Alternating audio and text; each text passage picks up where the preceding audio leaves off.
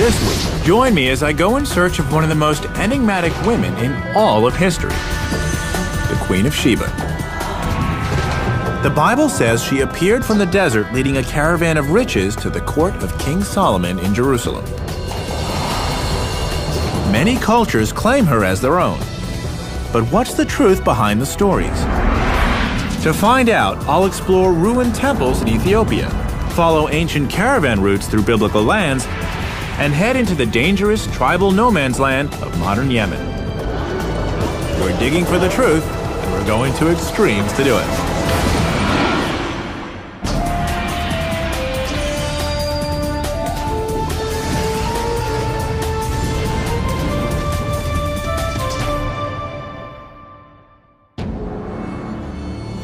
Exotic romance surrounds the legend of the Queen of Sheba. In folktales and scripture, she's described as beautiful and captivating, sophisticated and powerful, and very, very wealthy. Hi, I'm Josh Bernstein. My quest is to determine if the Queen of Sheba really existed, and if so, where she came from. My first stop is the Catholic University of America in Washington, D.C. The library here has one of the greatest collections of religious texts in the United States. Most of what's known about the Queen of Sheba comes from just a few short passages in the Bible, and I'm hoping that one of the scholars here can help me flesh out her story. According to 1 Kings, the queen journeyed to Jerusalem at the head of a long caravan of gold, precious stones, and spices, which she presented as gifts to King Solomon. But what the Bible doesn't say is where the land of Sheba actually was. Dr. Doug Gropp is an expert in Middle Eastern texts, and I've asked him to help me decipher other passages that may offer some interesting clues. Begin with Jeremiah chapter 6, verse 20. The Lord says, Lama zeli levona mishva tavo. What is frankincense to me, which comes from Sheba? Doug tells me that the spice the queen brought to King Solomon was frankincense, an aromatic resin that was one of the most prized goods of the ancient world, more precious than even silver or gold. What makes this clue so useful is that frankincense comes from a very limited geographic area. This means I should be able to trace the trade routes back to the Queen's homeland fairly easily, or so I hope. In the ancient world, it came from South Arabian area and on the other side of the Red Sea and the Horn of Africa. And that's it?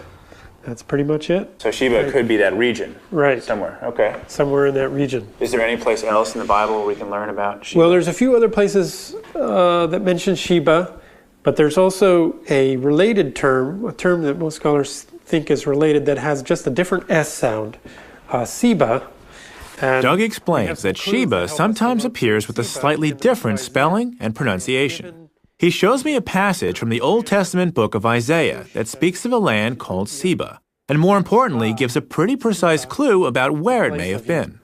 Okay, so Seba is a region either south of Sudan or in that area, the Horn of Africa area, right? Which again is the Ethiopia area. Right. And we have one more. Another passage from Isaiah describes the people I'm looking for, and even gives them a name. And the Sabaeans, who are described as Anshe Midah, men of stature, tall men, tall people. Ethiopians are pretty tall. Yeah, they are. I have a picture here of Solomon and Sheba's meeting. Doug tells me that the Ethiopian story of the Queen of Sheba is one of the most elaborate, and that it plays an important role in the country's history. So Ethiopia definitely has a very historical and even tangible connection with the Queen of Sheba. Yeah, it's absolutely central to their whole national consciousness. So the Queen of Sheba may have been from Ethiopia, or she may have been from South Arabia. But based on what I just heard, it sounds like Ethiopia has a slight advantage. So it looks like I'm going to Africa. I hop an Ethiopian Airlines flight across the Atlantic to the Horn of Africa.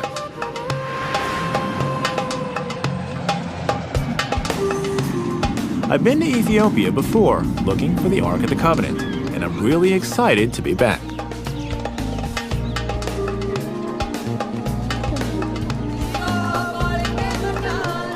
I start my search for evidence of the Queen in the northern highlands of the country, in a sleepy village with a very promising local nickname. This is the town of Lalibela. It's also called the New Jerusalem, and it's considered by many to be the holiest place in Ethiopia.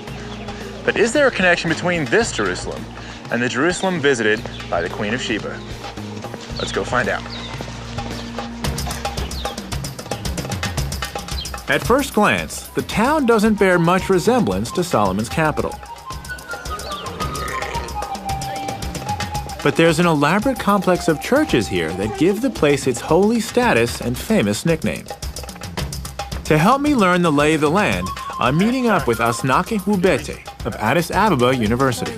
Okay, so I've heard that this place is called the New Jerusalem.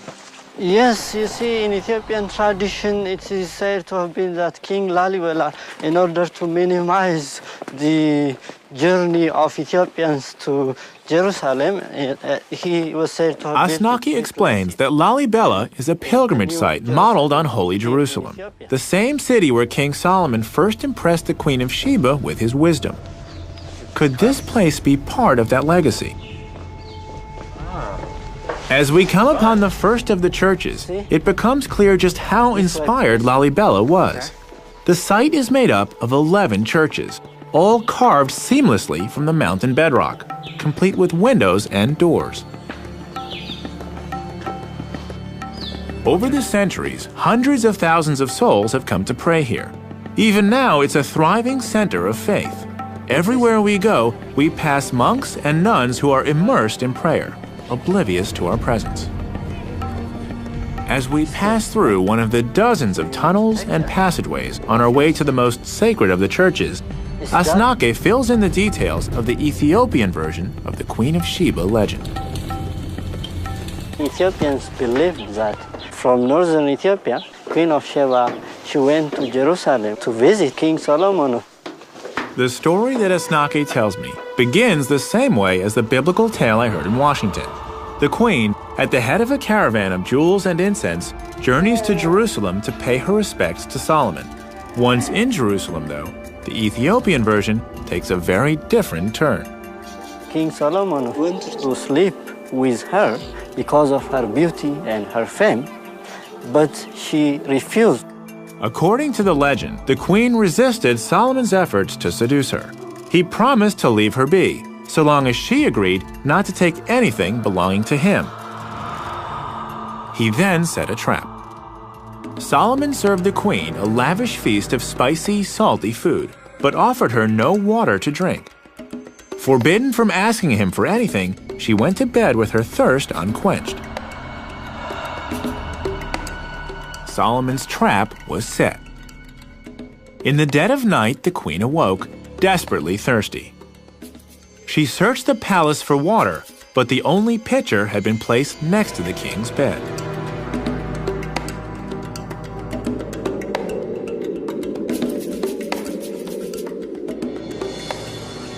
The queen had broken her promise, and Solomon felt entitled to break his.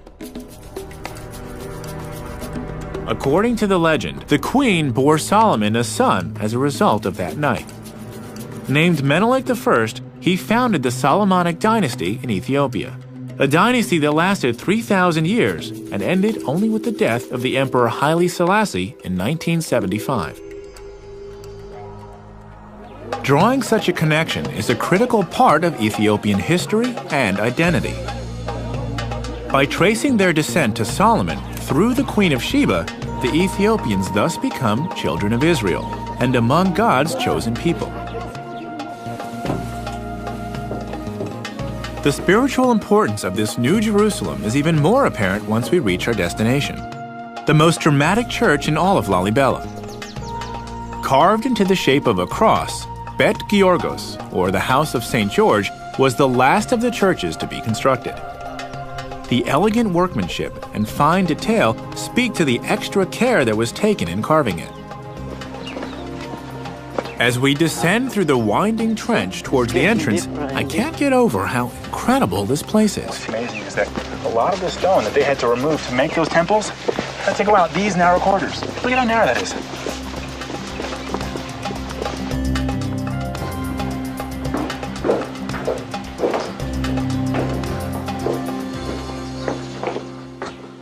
Once we're inside, it's clear that other visitors here have been even more affected by the magic of this place. So there are people who... Some of the monks spend years living like hermits in holes carved in the wall, to be as close as possible to the church and to God. Some of them would never leave the church and pray all the time here throughout their life. The whole lifetime. Yes. Living and And, praying. Wow. and some of them never leave this holy place. So people really did everything they could to be close to this place. Yes, yes. And this is one example. For instance, these are skeletons of people who were believed to have come from Jerusalem, Jewish people. Asnaki shows me the skeletons of pilgrims that the local folklore says came all the way from Jerusalem to pray here at Lalibela. Wow. It's a little bit creepy, huh? Yeah. Their piety was so great that they were left here in death to continue their devotion. Yes, They came here to pray, yeah. and then they spent their whole lives here. After they came here, they decided to remain here throughout their life. And they died. It's clear that Jerusalem and the Queen have a profound spiritual influence here. But what does this tell me about where to find her? This is a very nice question. Asnaki says that Lalibela was completed only 700 years ago. Scholars believe the Queen of Sheba would have ruled in the 10th century BC, nearly 3,000 years ago. So I clearly need to go further back in time to find a tangible connection to the Queen. But Asnaki tells me there is a civilization in Ethiopia that could date back far enough. I just have to travel a bit farther north to find it. Could this be the Sabaean kingdom that Doug told me about back in Washington? I've come to the Horn of Africa searching for the Queen of Sheba, and learned that one of the gifts she brought to Solomon was frankincense, which comes from only a few places around the Red Sea.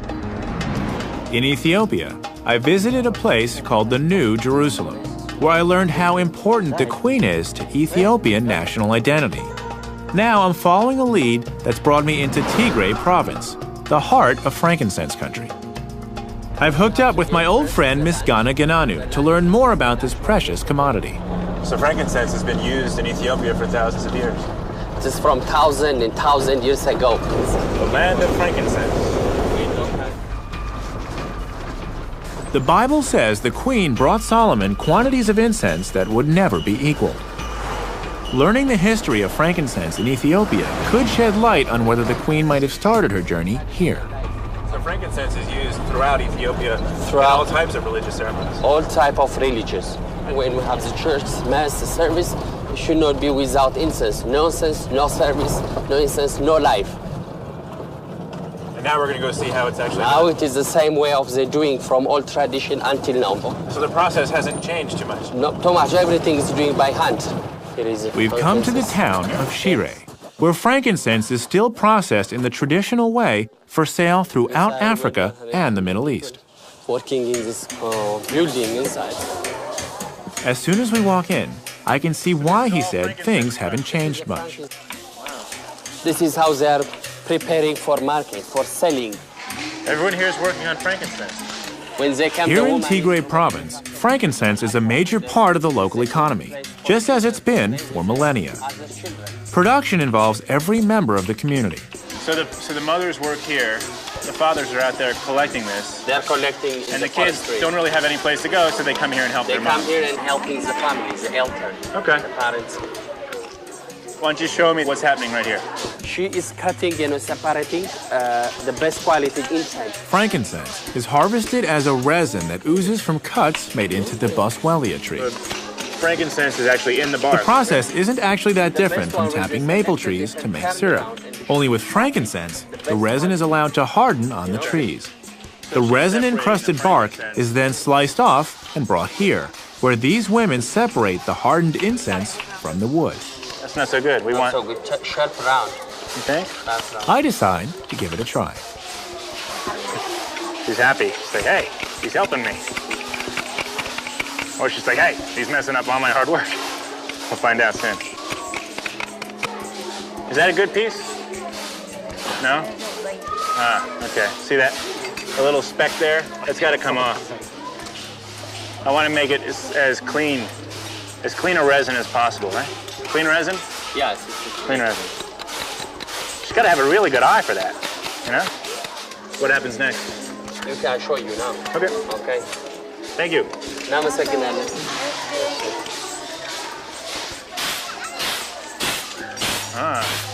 So this is the second phase. This is the second phase because chop it. After now she's separating, you know? Yeah, but she's basically winnowing these pieces of bark, small bits of bark. Yeah. At each stage of processing, the incense is refined until it's ready for market. The highest grades are exported throughout Africa, the Middle East, and beyond, continuing a trade that began thousands of years ago. So this is the product of all their hard work. Yep. Wow. The next quality. So if the Queen of Sheba went to Solomon with this, that was an offering. Of course, there is nothing a gift more than this. You see? This is worthy of a king. It is a wonderful present. It is the more than gold. Wow. If frankincense has been such an integral part of the economy and culture here for so long, perhaps Tigray province could have been the land of Sheba.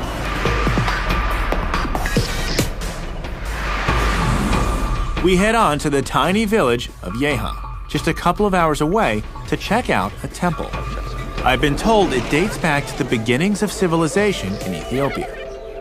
Miss Ghana tells me that Yeha was the center of the first state to arise in Ethiopia, between 2,500 and 3,000 years ago. This puts it around the right time for the Queen of Sheba. Could there be any relationship between this place and the mysterious Sabaean civilization? The temple is now little more than a shell, but with its high, well-built walls, it must have been quite a sight in its day. Perhaps even suitable for a legendary queen.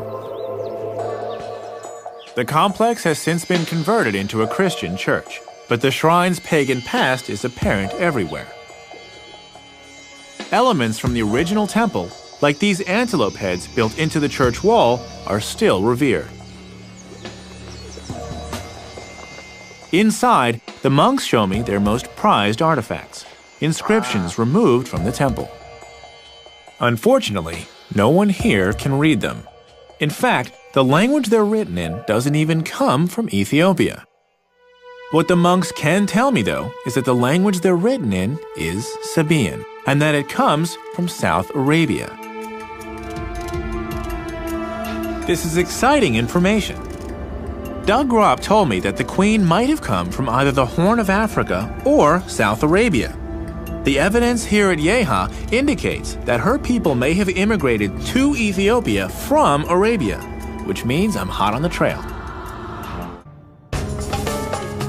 I traced the frankincense trail to the Horn of Africa in search of the Queen of Sheba. I learned how the incense is processed, and I explored the ruins of the first Ethiopian state. Now, despite the warnings of the U.S. State Department, I'm heading 100 miles east across the Red Sea to the South Arabian country of Yemen to track the Queen and her civilization. My first stop is Sana'a, the ancient capital of Yemen. So I've come from Ethiopia, where I've learned that this Sabaean culture has roots here in Yemen. Of course, yes. What is the relationship? Dr. Hussein Al-Amri is a professor at Sana'a University. The Yemen in that time was a center of merchants, and Sana'a, the capital especially, was one of the oldest souk of Arabs. Really? So this city is one of the oldest markets? Yes, there were. Hussein believes that the Queen civilization was based here in Yemen and was built on commerce. He explains that the Yeha temple I saw in Ethiopia was actually a Sabaean colony, established when they extended their trade networks into the Horn of Africa. So people have been meeting here for thousands of years? Yes, of course, yes. Buying, selling, Yeah. watching, spending their time. Beautiful city. So tell me about The Sabaean civilization lay at the crossroads of trade and antiquity, controlling the movement of goods between East and West. This is the spice section. Spices from India, gold and ivory from Africa, silks from China, and of course frankincense all passed through the kingdom of Saba before heading north on the caravan routes to the markets of Egypt, Mesopotamia, and the Mediterranean. You seem to sell everything. Special price today, just for you, my friend. But Sana'a wasn't the Sabaean capital. If I'm to find the queen, I need to head to a city called Marib, just 100 miles east over the mountains. But it might as well be a world away. It's in a very conservative, tribal area of the country that's known for its animosity towards outsiders. I'm told in no uncertain terms I should postpone my visit. In order to even make the trip, I need to find the right escort. Al-Uzair store. Hussein sends me to the former governor of Marib and the present governor of Sana'a, Abdul Wahed al-Bukhiti. Abdul Wahed tells me that the Bedouin who live in Marib highly value their traditional customs. He suggests that before we head out, I should pick up a jambiya, one of the large daggers that I've seen nearly all the men wearing here in Sana'a. If participating in the local traditions is the best way to gain acceptance and keep me safe, I'm all for it. Touch this one? It's okay? Yeah, you can. Then which is more important, the blade or the handle? The handle. The handle. Yeah. You can recognize anyone in the street through his gambia. So you know he is from this area, he is from that area, this one from this tribe, this one that tribe, by his gambia. Jambiyas have been an important status symbol in Yemen going back to Sabaean times, and they communicate a lot about their owners. History and personality count.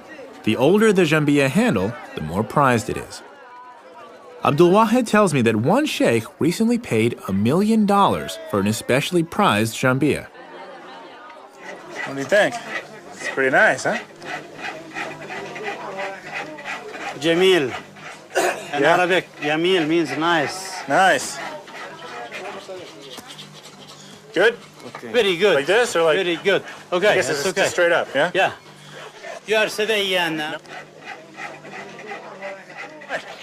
Shukran? All right, this Now is that fun. I've got my jambiya, Abdul Wahed gives me a lesson in another time-honored Yemeni tradition. Cut. We chew it like this.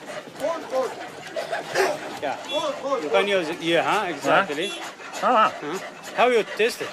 yeah, it's got a weird taste. Yeah. Kind It's- of tangy, bitter. It's not. Very It's not dry. sweet. Very dry. What happens when you chew a lot of it? Like these guys are Make you comfortable. like mellow. Makes you works a lot. Uh-huh. You can read a lot. And you can't sleep. Can't sleep. Yeah. Ah, Keep so you up. interesting. Yeah. And this is a tradition where Khat is a natural stimulant, chewed by over 80% of the population each afternoon. It feels like about 6 shots of espresso. okay, You can that eat it. No, I'm good. It's I'm good. yours. What? Okay. He More. swear. Yeah. What? He swear in God for you to eat it. It's not enough just to taste it. I have to have more. I've got to sign on for the full experience. He swear in God for you to eat it all. Oh my God. So you can do it like this. Really? Uh-huh. So I wouldn't want to offend him. No, Okay. Nothing will happen. It's Okay. fine. It's fine. I wish I could tell you what this tastes like, but it's like nothing else I've ever had. Okay. It's really bitter. نتفرج البياس. Like maybe if you ate a whole bunch of dandelion greens, but wow, Oh. bitter. Okay, How is it? shukran. I'm gonna wait until I get some sort of effect, and I'll just float away. Okay, now we can pay him. Now that I've had my crash course in Yemeni culture, I'm ready to head into the tribal desert. So I'll settle up with this man here. Okay. I don't know if it's my excitement or the lingering effects of the Khat, but the next morning, as the call to prayer signals dawn, I can't wait to hit the road. Good morning. It's a beautiful day. I've got my jambiya, and now I've got to meet Abdul Wahed. We're going to Marib. Shukran. Yalla.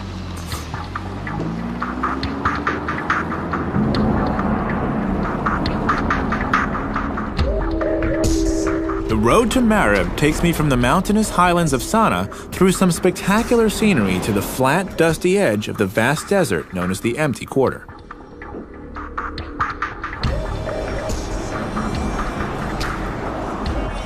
I'm going to meet Abdul Wahed along the route. He's traveled ahead to guarantee my safety in this lawless zone. Over the years, this road has developed a well-earned reputation for highway robbery. Good morning. Some of the tribes have been known to kidnap travelers and hold them for ransom. It's been good. Traveling with Abdul Wahed should make things go smoothly, but even he takes precautions.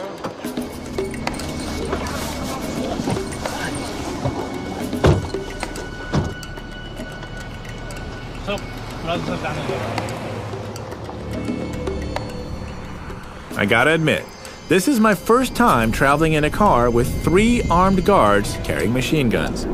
It's a little unsettling. You always travel with guards? Huh? You always travel with guards? With armed guards? Yeah. When you come to Marib, you need to have guards. Things have gotten better in recent years, but the 14 checkpoints we passed through along the way speak to the still volatile conditions.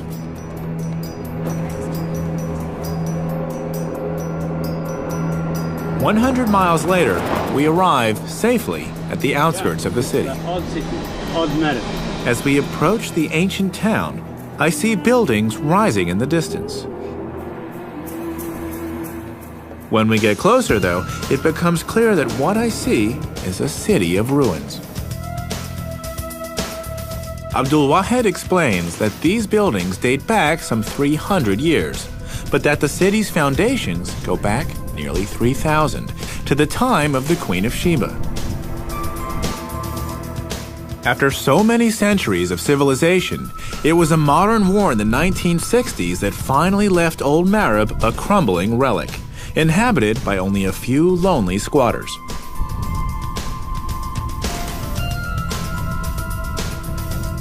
As we move on, I can only hope that the rest of Marib's ancient past hasn't met a similar fate, and that something of the Queen can still be found. I've traveled from the Horn of Africa to the deserts of Arabia in search of the Queen of Sheba.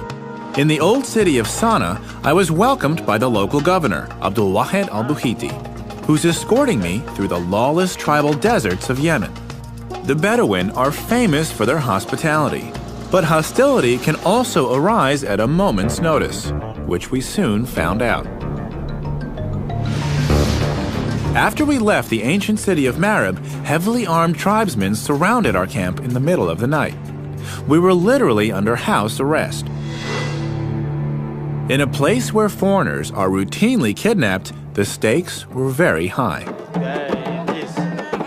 Thankfully, Abdul Wahed has taken pains to help me navigate the terrain.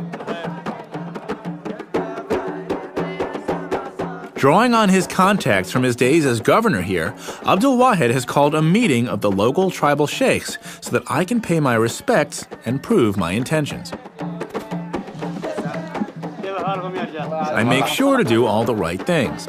I'm dressed appropriately with my new jambia and a traditional tribal skirt called a futa, and I pay close attention to all the local customs. I notice custom says we eat with our right hand only, yeah? Mm-hmm. Okay. Yeah. And then the rice, you just kind of grab the rice? Okay. Abdul Wahed explains my quest to the sheikhs, and the famous Bedouin hospitality quickly takes the place of the hostility, at least for now. Cool. So this type of gathering hasn't changed much over the thousands of years, right? Not a lot. No. This water in the bottles. Yeah. Drinks. Okay. It's new. And some of the foods, maybe. The rice is new. Cell phones. Cell phones. Cell phones are new. Yeah, it's new. Okay. After dinner, we sit around the fire to share stories about the Queen of Sheba that have been handed down through generations here in Marib. It's okay. Very nice, he said. Yemeni. Yemeni, yes. Yemeni. My new jambia goes over well. In Ethiopia, the legends I heard about the Queen of Sheba were very detailed and played a big part in defining Ethiopian national identity. Now that I'm here in Yemen, I want to hear the Yemenis tell her story and find out about the place she occupies in their history and culture. They believe she came from the far desert, and she is for sure from Marib. They feel honor because Queen of Sheba from their land, from their hometown. I hear tales of a beautiful young woman named Bilqis, who appeared from the dunes to assume the throne of the kingdom of Saba. To the sheikhs, there's no doubt that this kingdom here in Marib and the biblical land of Sheba are one and the same.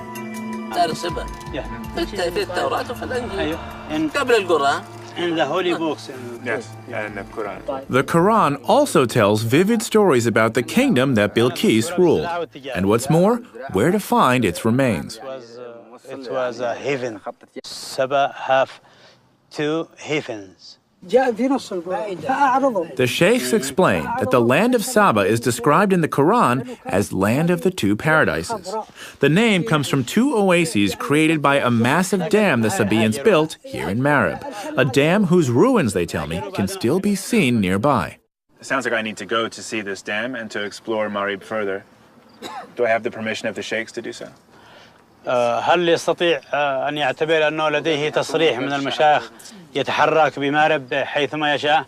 هذه تعتبر سير مع الجنبية يمنية. This Gambia, it's like a permission for you to go anywhere. Okay. And so if I have their permission, that's all I need. Shukran. And thank you for this. This was شكرا على العشاء، شكرا على هذا الوقت، شكرا على المقابلة، شكرا.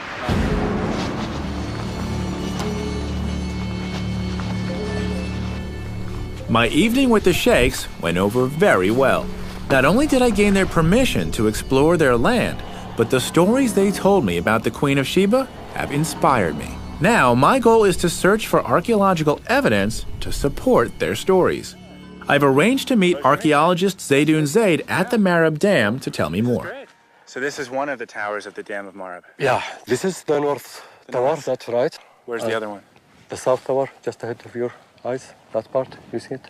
There, the south one. There. Wow. So there was a wall going The between dam's wall stretched from where we're standing all the way to the south tower, over 2,000 feet away. That made it about twice as wide as the Hoover Dam.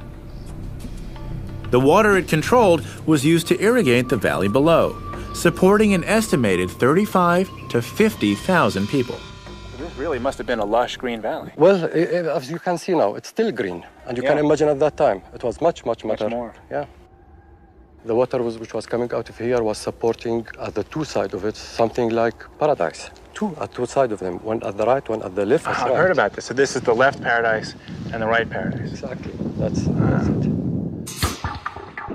The dam worked by collecting runoff from the mountains and then channeling the water into sluice gates on either side of the 2 towers. The gates, in turn, led to canals that branched into the valley below, creating the oases that gave Saba the name Land of the 2 Paradises. As Zaydoun and I make our way to the South Tower, I ask him what led to the collapse of this incredible structure and the civilization that built it. There's 2 theories about it. One which will say that the dam was destroyed by a strong earthquake. Zaydoun says that an earthquake may have toppled the dam, or an unusually heavy rainy season could have damaged it beyond repair. Of course, to the other factor. In either case, the march of history also played a part. From land to sea. A shift in trade routes away from their territory had already dramatically weakened the kingdom, and they were unable to recover from the loss of the dam. What I've seen so far supports what I've heard about a flourishing civilization. But what about the queen? It's thought she would have reigned in the 10th century BC. So here we are, Josh. Wow. What I was talking about. Does the archaeological evidence here date back far enough? Well, the construction of the dam went through different phases, and what we are looking, in fact, at the latest of it. Well, inscriptions on the tower are written in the same Sabaean script I first saw in Ethiopia. Though they date this phase of the dam to the 7th century BC, after the time of the queen, Zaydoun tells me that this is only the latest construction. Its origins go back far earlier. The Sabaeans continually updated and improved their dam over centuries. The Sabaean civilization managed to block this canyon in 1500 BC. So they finished building the dam at that point. But the history of damming using water goes back up to 3200 BC. If this is true, the Sabaean civilization in Marib would have existed at the time the queen made her journey to Jerusalem. In fact, it would have been thriving. All that remains is to find her, and Zaydoun has an answer for that, too. So it would make sense that somewhere in this region is a palace, and perhaps a queen. A queen with a temple. Is that true? Is there someplace around here where that exists? Yeah, exactly. The temple of the Queen of Sheba. Right here? Right here. My search for the Queen of Sheba has taken me across the world and thousands of years back in time. In a religious archive, I heard the stories of her journey to Jerusalem to visit King Solomon. In Ethiopia, I learned that frankincense could have provided her with the wealth she was famous for. Here in Yemen, I discovered that she and her civilization appear in the Quran and in the oral traditions of the local people. I've now come to the possible seat of her civilization, a sand-swept temple that bears her name, Mahram Bilqis, the sanctuary of the Queen of Sheba. To learn what it reveals of the Queen, I'm meeting up with another extraordinary woman. Marilyn Phillips Hodgson of the American Foundation for the Study of Man has been excavating here for nearly a decade. It's a pleasure to be here. Before we explore the temple, Marilyn and I must pay our respects to the sheikh who watches over the site. Sheikh Marzouk and his sons keep a close eye on the Mahram Bilqis, the centerpiece of their heritage, and they want to be sure of my intentions.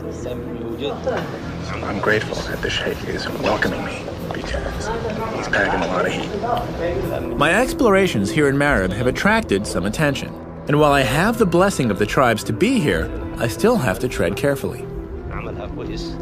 After some friendly diplomacy, we're given the go-ahead to explore the temple grounds. So this wall, this was the first thing discovered here? Well, sure, because everything else was covered by sand. Marilyn tells me that the entire complex encompasses 37 acres, making it the largest ancient temple in the entire Arabian Peninsula. But only a small percentage of it has actually been excavated. Working here is a never-ending battle against the blowing sands, which rebury much of the site between digging seasons. I ask Marilyn how she came to work in such a forbidding place. I came here because I wanted to fulfill my brother's unfinished dreams, but now it's my passion. The Mahram Bilqis was first excavated by Marilyn's brother, Wendell Phillips, in the early 1950s. When he began, the site was almost entirely covered in sand. And though his dig lasted only one season, he uncovered a wealth of artifacts. So your brother brings his archaeological team here. They start excavating.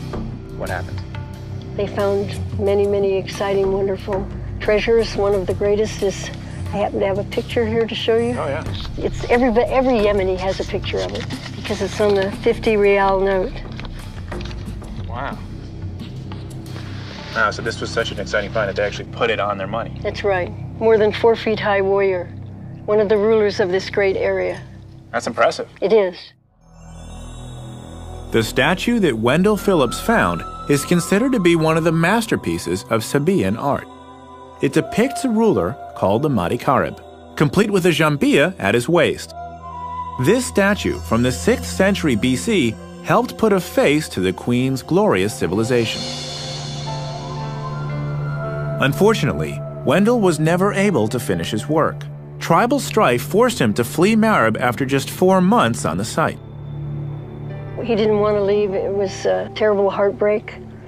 They left all their cars, all the artifacts, everything remained behind. So after making these world-class discoveries, he has to flee for his life? Yes. So what happens to this site?